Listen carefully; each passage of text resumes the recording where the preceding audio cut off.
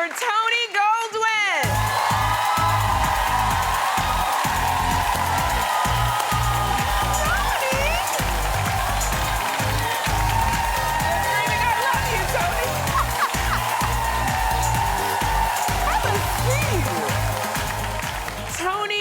Everything you do, I watch and I love. But I have to say, I'm very nervous and excited at the same time because the last time I saw you, this happened. Y'all take a look. Sit down with me, Sherri. Sit right here and watch me choose you. Watch me earn you.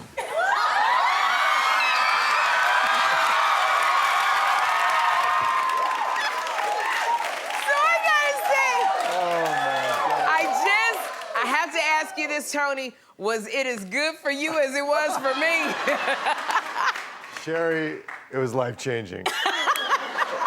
Now, we were recreating... I'm back, aren't I? You are back, and I'm so glad you are back. Now, we were recreating the scene from Scandal where you left your wife for Olivia Pope, who was played by Kerry Washington.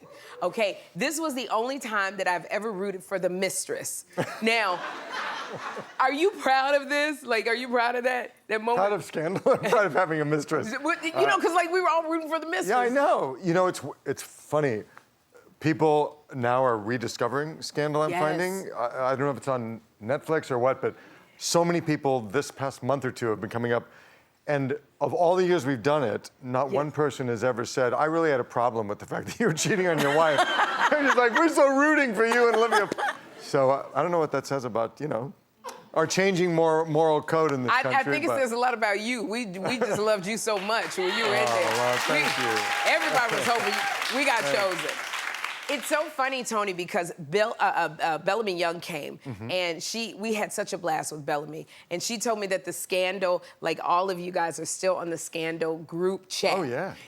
What is the glue? Who is the glue that holds you all together in this group text chat? It honestly is everybody. I mean, we talk to each other probably every few days. Someone has something to share. That said, Bellamy really is the person who's always the first one to remember someone's birthday, first one to know if someone's gotten a great job, to let everyone know about it. She keeps us, she's like our, you know, like my little sister, but like the group's big sister who kind of keeps everyone, you know, showing up to holidays. It's always nice to have that person because Scandal was such a family, because I don't remember how many seasons it went. 7. 7 seasons. So you guys were so close.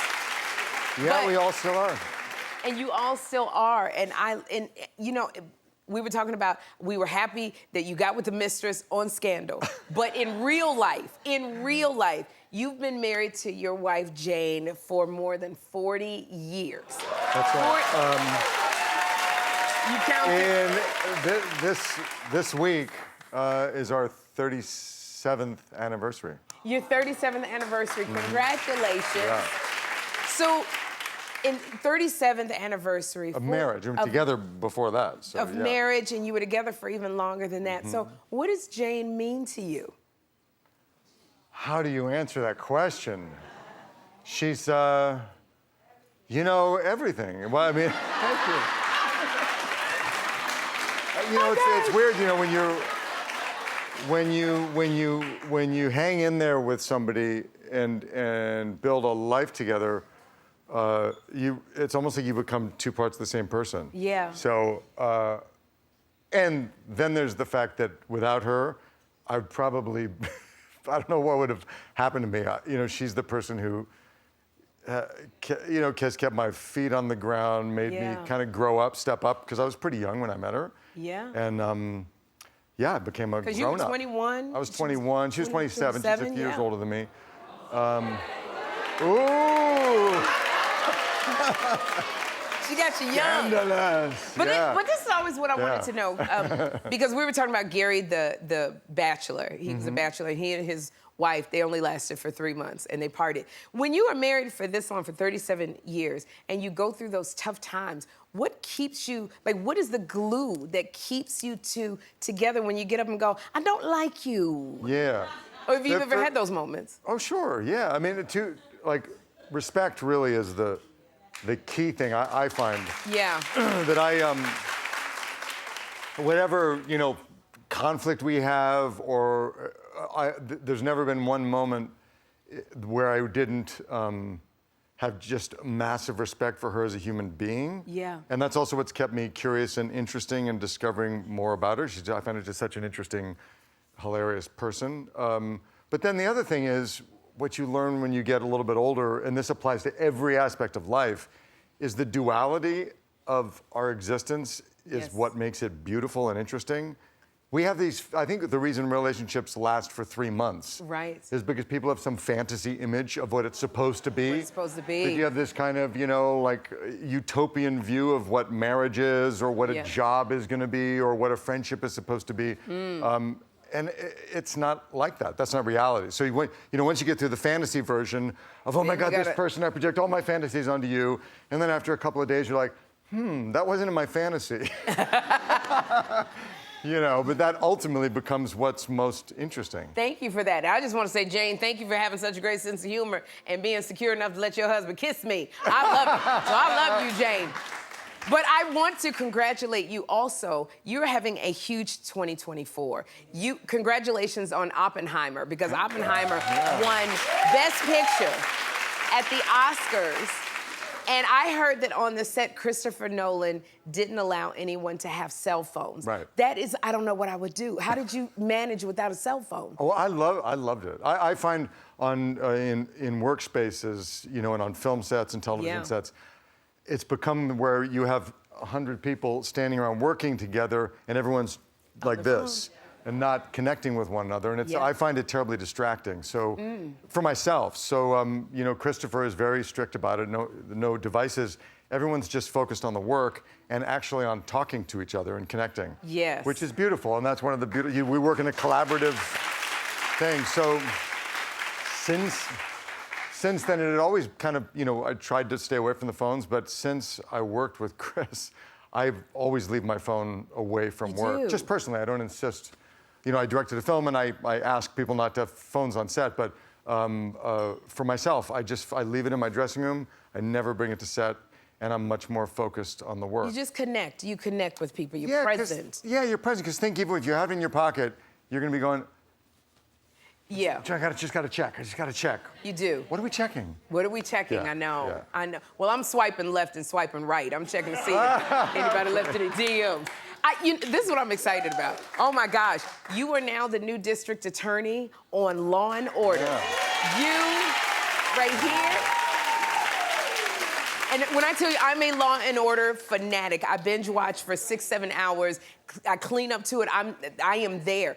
But this episode is very, very close to your heart. Why is that? Yeah, tonight's episode is, as I can't remember if we ever talked about it, but I'm very involved with a group called the Innocence Project, which I know has a place in your heart as well. Close to me too. Which it pioneered the use of DNA evidence to free the wrongfully convicted. So there are many, many thousands of people who are in prison right now for crimes that they did not commit. Yes. And I was talking, so I'm on the board of the Innocence Project, which is this incredible organization. And I was talking to our creator, Rick Eade, when our showrunner, when I talked to him about doing Law and Order, and I told him about my involvement with the Innocence Project. And then a few weeks ago, I read our new script, and he has incorporated a wrongful conviction into the storyline. So this one episode is involves a man who has spent 12 years in prison for a crime he didn't commit, and it specifically focuses on the important role of prosecutors in that process. Because normally we think prosecutors are all about putting people away, getting convictions, getting the bad guys, and defense attorneys are prosecutors actually play a critical role in making sure that wrongful convictions don't happen in the first place, and then if they have, there are these conviction review boards, or in New York, for example, the Post-Conviction Justice Unit, which reviews old cases where there might be some question, and when a mistake has been made, an ethical DA's office says, we made a mistake and we're going to fix it. Yeah, absolutely. It's a cultural shift that's happening now. And that is what's going on in tonight's episode. One last, I know Cameron Manheim was here, and she was talking about, she was very excited that you were there, very excited. So, how's the cast been to you? It's funny, well, first of all, I love Cameron, and we've been friends for a long time, but I felt like, my first day, I felt like I'd been there for a year. Everyone was so welcoming, and like Scandal, it's a very familial environment, and Law & Order is a real New York institution. I directed the show like almost 20 years ago when Sam Waterston was the DA. And yeah, so I've been a part of the... For a long time. Yeah, You're part of the family. I was part of the Dick Wolf universe, but yeah, it's been great. And taking over for Sam, who was one of my acting heroes, was really an honor, so. Well, I know it's big shoes to fill, but you got big feet, so you are... I got big feet, see those? You are good. We cannot wait. I'm very excited that you're on Law & Order. That is the show right there. So from Scandal, Law & Order, and everything in between. Thank you so much, Tony, thanks, for Sherri. being here. Thank you. Thanks, all. Now, Law & Order airs tonight on NBC, and it streams on Peacock. We're gonna have a good time.